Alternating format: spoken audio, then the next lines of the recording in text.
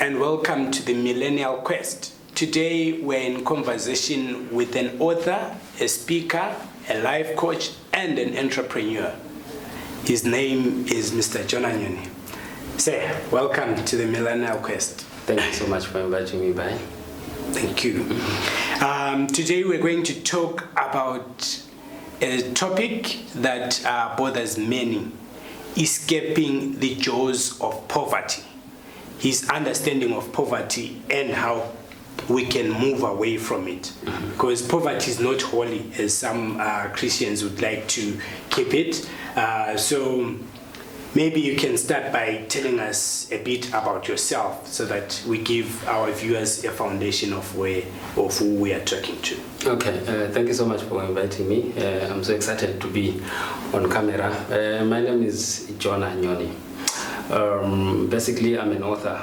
Currently, I've authored 3 published books: Speak Like a Pro, Success Within Reach, and Inspiration for Success, which therefore means I've got about 7 more books in my laptop that need to be published. Then secondly, I'm a coach, a certified coach under the Handy Business School in South Africa, and also I am a leadership trainer where we do leadership coaching, leadership empowerment, and finally, I'm also a broadcaster. Right, you can hear me on radio on certain times. Yeah, so basically, that's me in a snapshot. Oh, thank you. So you've heard for yourself who he is, and he's not an ordinary man. He takes his time seriously, and whatever he does it with excellence. Maybe you can tell us a bit more about your background, where you came from, like where you were born, right up to the time you realized that you're now grown up. No, where do I start? I was born in Gweru, right? I don't know what my parents were looking for in Gweru, but that's where I was born in. But when we were born about 2 years down the line, we went to our place, which is called Wangi. Some would love to call it Wange, right? That's my home area. But from Wangi, we had to also transition to Binga, where I had the bulk of my life there, right? Where I did my primary and part of my secondary school. So that is my smallest background. But you know, the exciting part about my life is that we grew up in a poor setup, extremely poor, that even the poor to call us poor. It therefore means we're stinkingly and fraternally poor. But in that process, I decided, Jonah, you need to change your life. You can do better. You have nothing to lose because you don't have anything at all. So I had to grind until I am where I am. I'm not yet there as yet because I'm a hungry guy. I'm a hungry guy because I'm always looking for opportunities. I'm always looking for the next bounce of the ball. I'm looking for how to shift my own mindset, secondly, shift other people's mindset, because tell you what, people out there are languishing in poverty. And the worst part of poverty is not the one that we see physically, it's the poverty of the mind. Because if we can liberate people from the jaws of poverty in their minds, I think we can change everything. You know, I love the guy called Brock Proto. He talks about thinking. He says 2% of the people in this globe think, then 3% think they think, then 95% would rather die than think, which therefore means most people are really poor upstairs, up there. If we can change the thinking of many people, if we can socialize them to change how they view life, how they view themselves, you know. Let me end this one by saying, I love a guy called Zig Ziglar. He says a powerful statement. He says, man was designed for accomplishments, engineered for success, and is indeed endowed with seeds of greatness. So which therefore means before you acquire a house, before you acquire a car, before you become anyone, you are rich already. Through the resources, the resourcefulness that got installed within you. You know, if you look at a computer, when it's seated there, it looks useless until you punch the button. That's when you can see the power of a computer. So are many people. You know what? We need to realize that poverty, no one was born poor. We are only born in poor environments, right? So now we need to realign our thinking and realize that the resources that we need are not outside, but they are inside us. Then if we can invest from inside out, our life becomes better. Wow, thank you. But then you were raised in a poor setup, exactly. in Binga. What resources, what inspired you? I'm sure the only people maybe to look up to were the bus driver and maybe some teachers. But here you are, you're a broadcaster, you're a published author, you're a speaker. I mean, what drove you to... You know, I think my mother and my father were so wise enough to show us a broader world than the world that we lived in. You know, my father, Billy Nyoni, and my mother, Oleni Nyoni, were not that educated. But this special sagacity or wisdom to say, you know what, my children, you can become something in life. We didn't amount to what you wanted in life, but you can create this life. And how do you create it? You know, I saw my father and my mother fighting tooth and nail for us to become better. I still remember, you know, we would rather sleep on an empty belly, but you know what, our school fees being paid. And they would tell us to say, you know what, Jonah, you see the setup that we're in, we don't want you to grow up in this setup. We want you to be better. So those were my first inspirations, my mother and my father, who are both late, of course. You know, so that is my initial inspiration. But besides that, you know, I think poverty on its own inspired me. You know, staying in poverty, having less choices because of poverty, you know, having not to choose what to eat because poverty makes you, or it chooses for what you're going to eat tonight because you don't have the money to. Right? So, you know, I said, Jonah, but there should be a better life. You know, I'll tell you an exciting story. The first time I saw a TV was when I was in grade 7. First black and white TV. That is when I had finished my grade 7 at the secondary school. Then the first thing that happened to me, this teacher had bought a TV and he said, you guys, you can come and watch.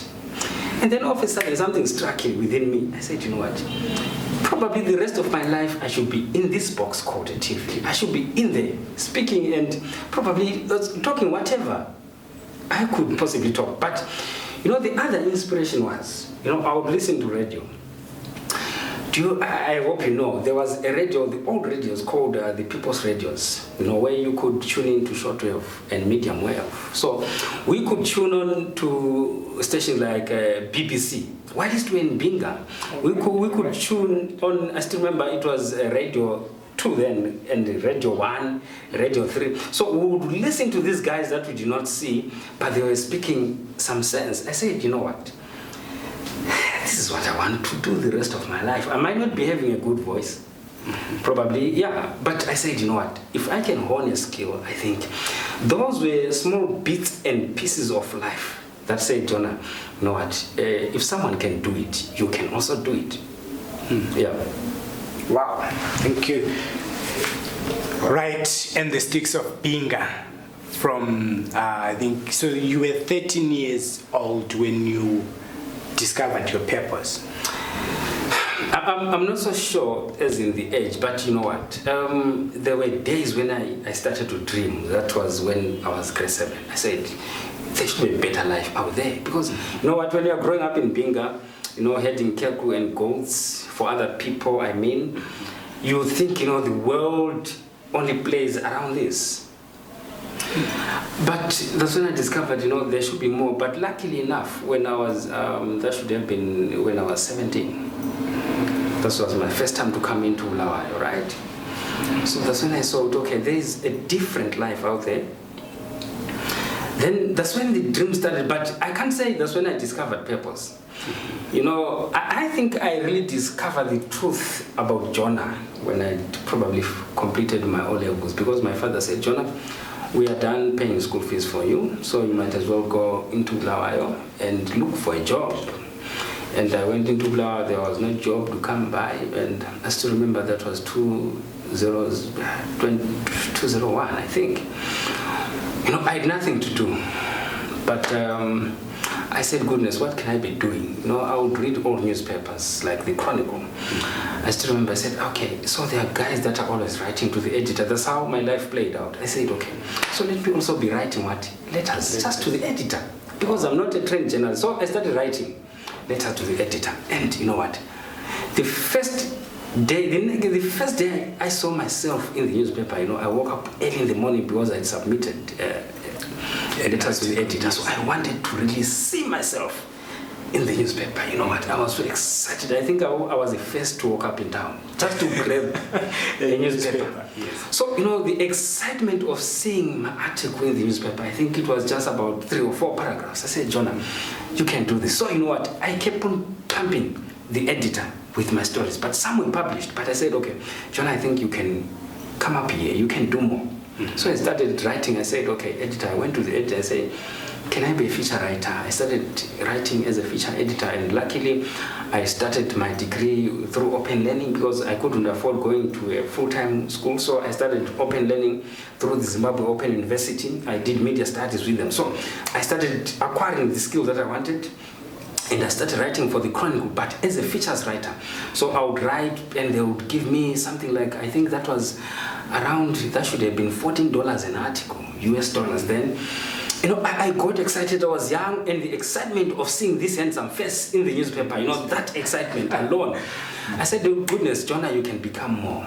Then after then, that's when I said, Jonah, you know what, you need to keep on doing this. Let's write a book. Let's start speaking about what you have written. So in other terms, I started realizing that, you know what, there's a better life out there.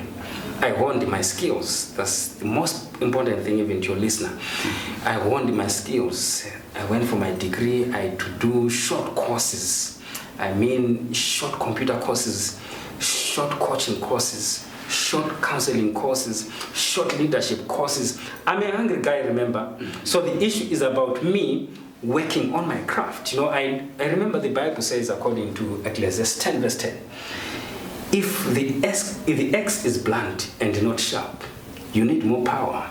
But you know what? If you are skillful, you become successful. So, you know, that principle, I mastered it at an early age. So I had won a skill in me.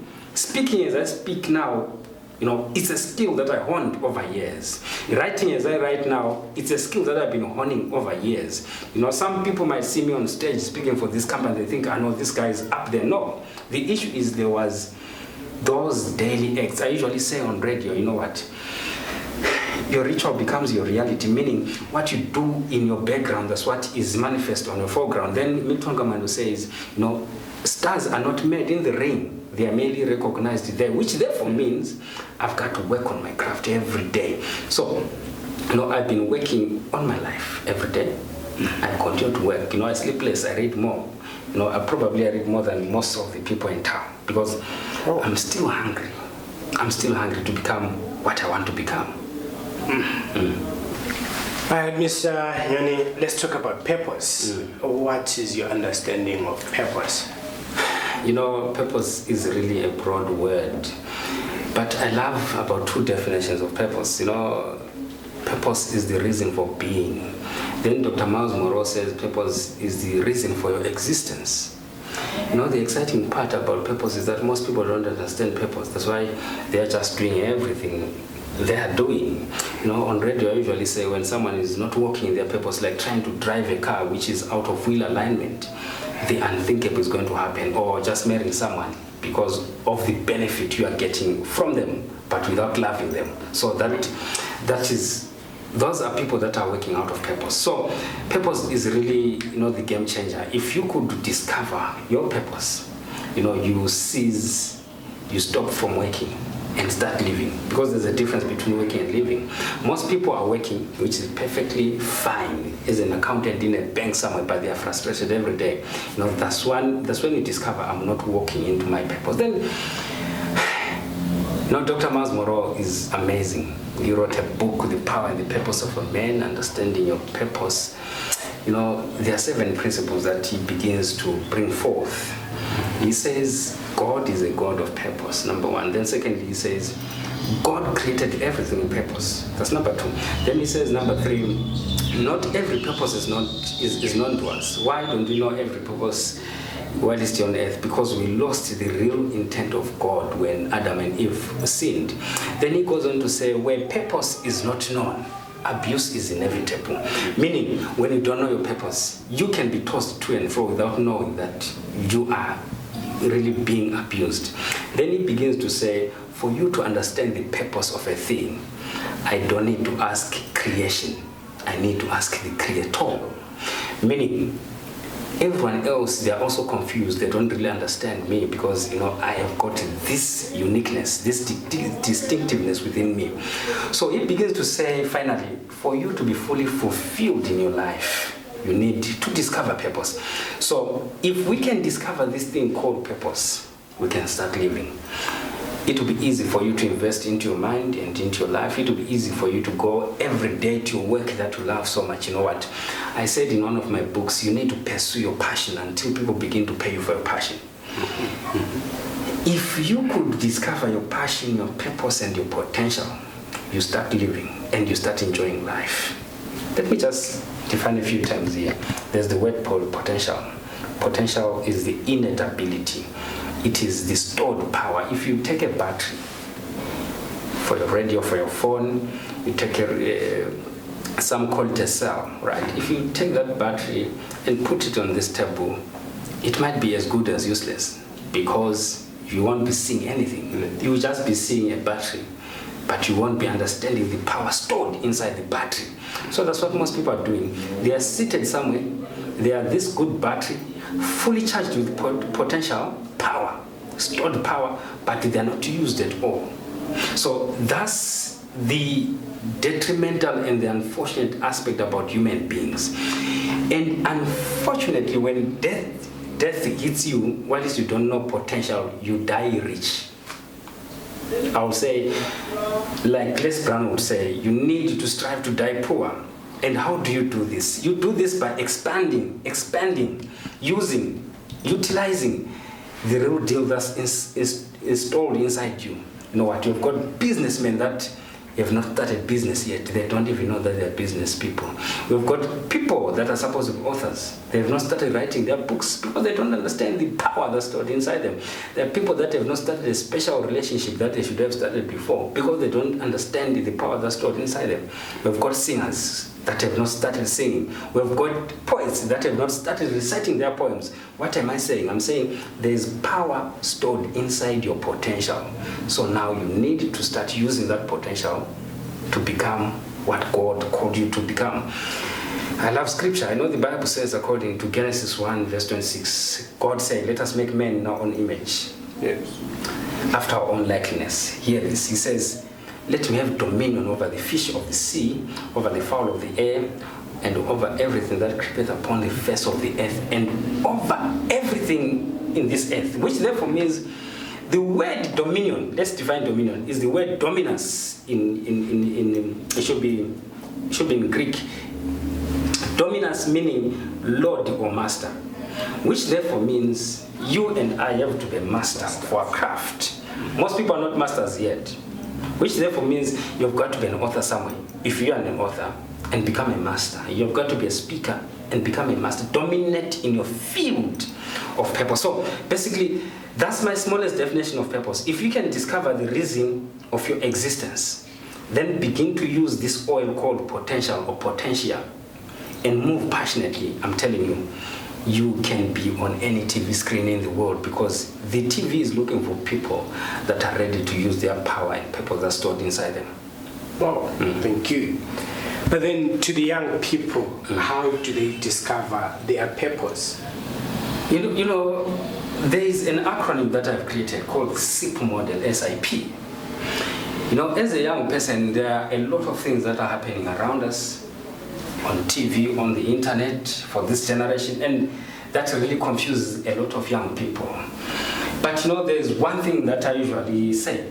The best thing you can do as a young person today is not to go out partying, is not to ask a friend what I should do, is not to ask even your teacher to say, okay, no, the worst question that I could be asked or that a kid can be asked is, what do you want to become when you grow up? I think that's one of the worst questions. We need to rechange how we ask that question. We should be asking people, what problems do you want to solve? If we can find our problems that we're meant to solve on this earth, you know what, we are living our purpose. So in other terms, how does a young person discover who they are? You know, there's a simple model in coaching that I've created. In coaching, we create what are called models. The SIP model. Number one, my S stands for strengths. What are your natural endowments? Your talents, your gifts, your abilities, your capability. There's something that you can do naturally, even without going to school. What are those natural strengths? That's my S. Then number 2, there's an I. What are you interested in?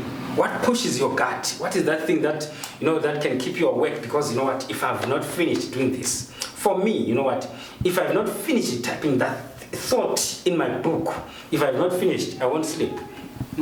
So in other terms, what is your interest? There's that thing that is yearning for you to reach out for it. In other terms, there's something that's calling from the inside. Probably for someone, it might be just working at this place where there are kids and you want to nurture the kids. Probably that's where your purpose is. Someone might be saying, Jonah, you know what, when I hold the mic and I'm on stage and I start singing, that's what I want to be doing the rest of my life. The issue is, if you're not ready to die for your purpose, you are not yet ready to live.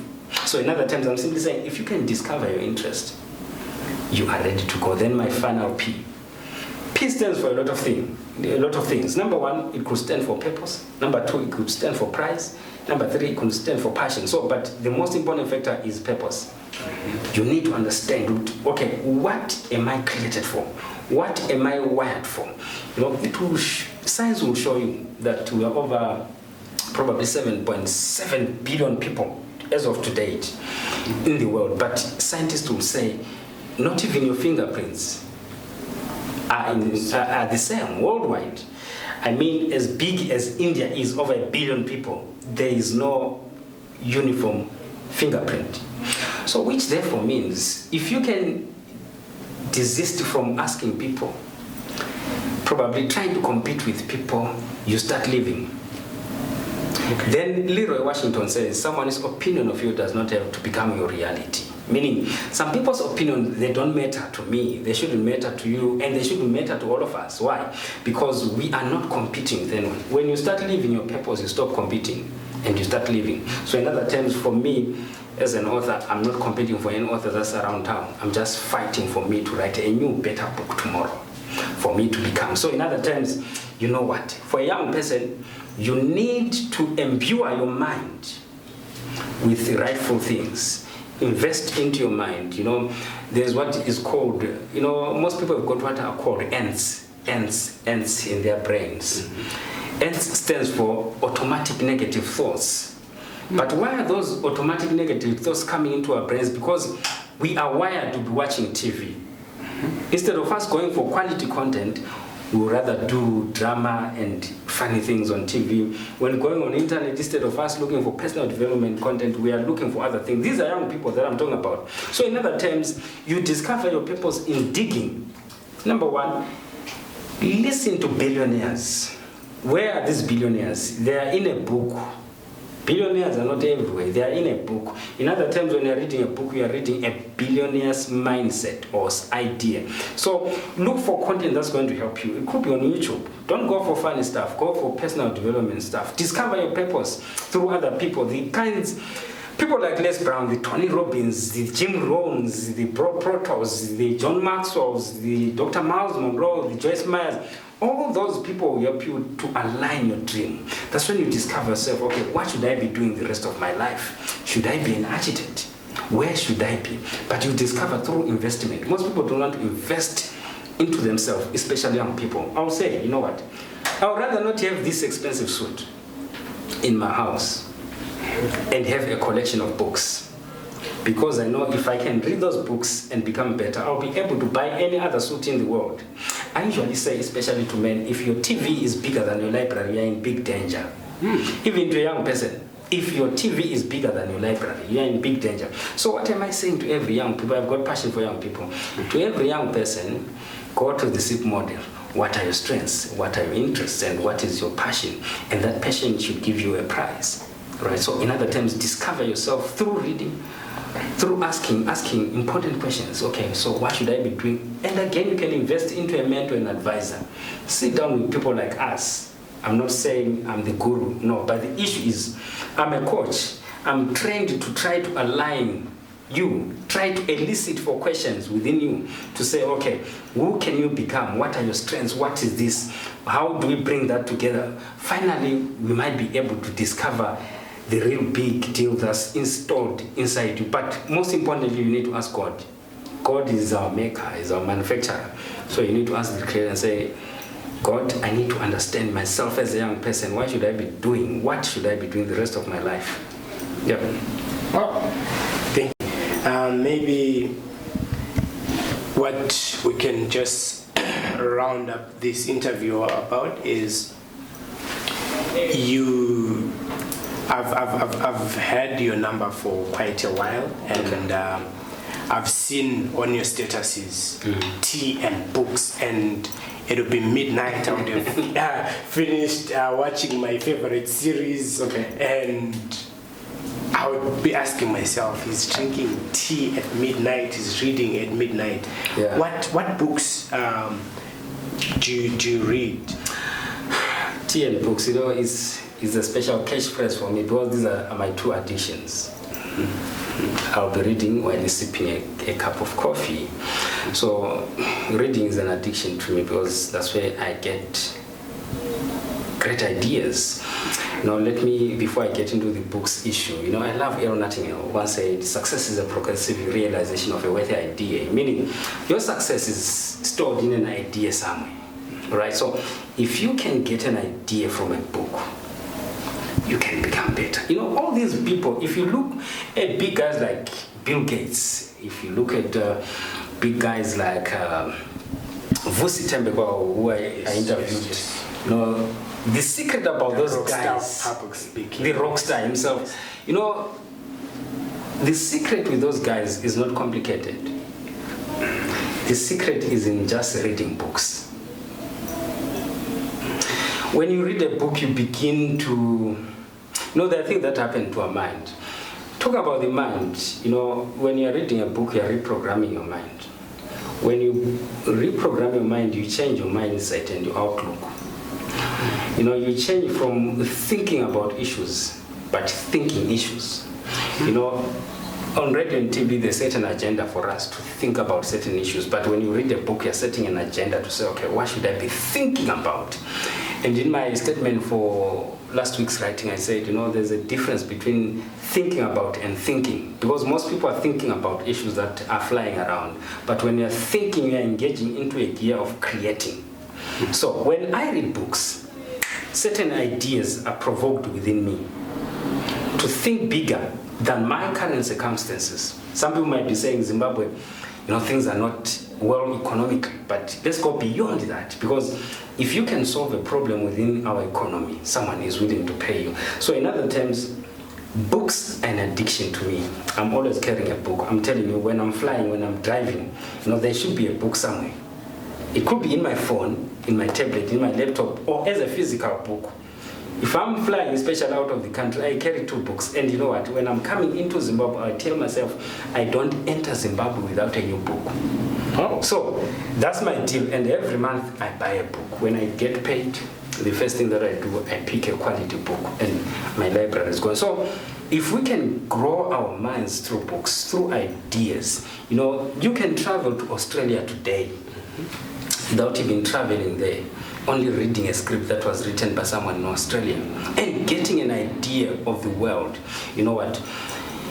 The future is all about the preview of what we have at the back of our minds. If you can create it in your mind, it becomes easy for you to handle it.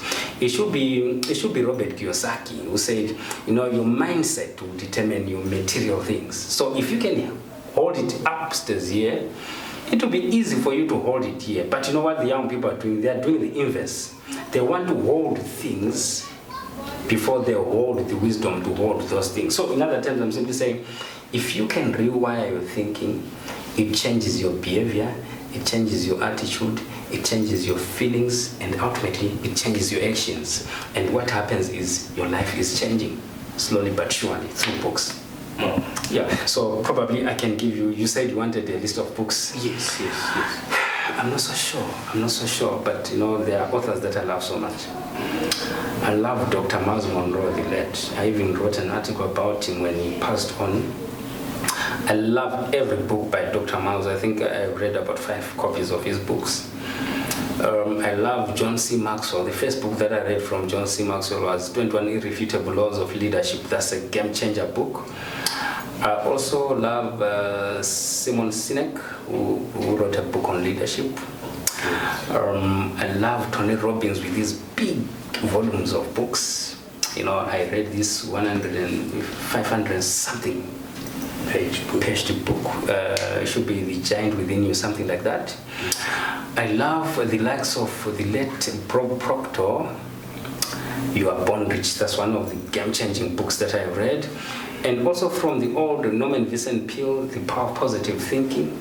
You know, locally here, I love Arthur Marara, is a friend to me, and we have co-authored a book. I love Cynthia Otangwe. He has written quite a number of personal development books. So for me, it's all about authors. And then probably in the southern part of Africa, I love Sitembe Wayo.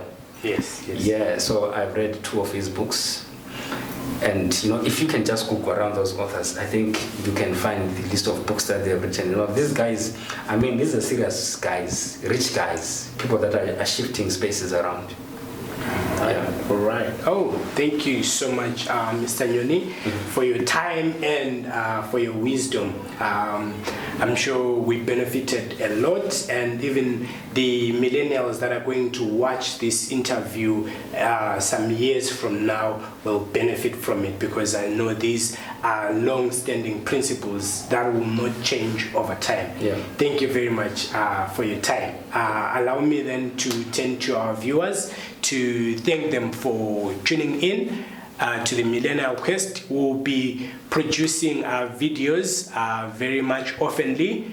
Our bottom statement is indlela ebuzwa kwabaphambili, which is in our native language.